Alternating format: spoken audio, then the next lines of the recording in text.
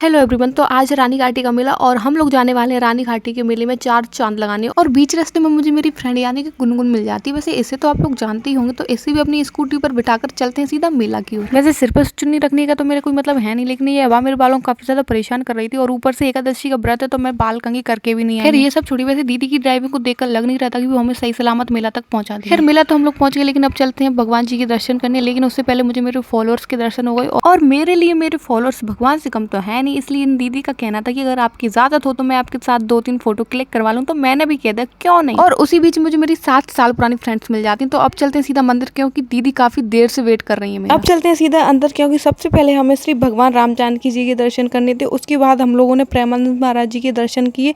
फिर उसके बाद हम लोगों ने पुराना वाला मंदिर घूमा, जिसमें राम जानकी और लक्ष्मण जी की काफी ज्यादा प्राचीन मूर्तियां स्थित हैं। अगर आपको रानी घाटी की महिमा के बारे में नहीं पता है तो मैं आपको बता दूं कि ये है राजा नल की जन्मभूमि, जहाँ पर राजा नल का जन्म हुआ था। और इस स्थान की खास विशेषता ये भी है कि एक महान संत हुआ करते थे, जिनके तपोबल से यहाँ पर गंगा मैया स्वयं चलकर आई। और हाँ, रानी घाटी का फुल डिटेल में ब्लॉग चाहिए तो प्लीज कमेंट करके बता दीजिए। अगला ब्लॉग आपको रानी घाटी का ही मिलेगा। दर्शन तो हम लोगों ने सभी के कर लिए, बस मेला घूमना ही बाकी था। वैसे ये मेला मेरे को बहुत ज्यादा छोटा लग रहा है। वैसे मेरे को पिछली साल का क्या ही पता होगा, मैं आई नहीं थी, बहुत टाइम पहले आई थी, जब से अब आई हूँ। और जहाँ से आपको जितने भी लोग दिखाई दे रहे हैं ना, वो सारे मेरे फॉलोअर्स ही हैं, लेकिन शर्म के मारे वो मेरे से बोल नहीं पा रहे हैं, वो बात अलग है। लेकिन लड़कियां तो बोल रही हैं और मेरे साथ फोटोज भी खिंचवा रही हैं। और ये है मेरे क्यूट से फॉलोअर्स, जिनने मेरे को पीछे से ही पहचान लिया। तो एक्टिवा उठाकर अब हम लोग चलते थे घर, क्योंकि दीदी से एक्टिवा चलवाने का रिस्क मैं नहीं ले सकती। और मेले से मैं अपनी भाभीियों के लिए कंगन लेके आई थी, तो सभी भाभीियों को एक एक कंगन पकड़ाकर अब चलते हैं घर। राधे राधे।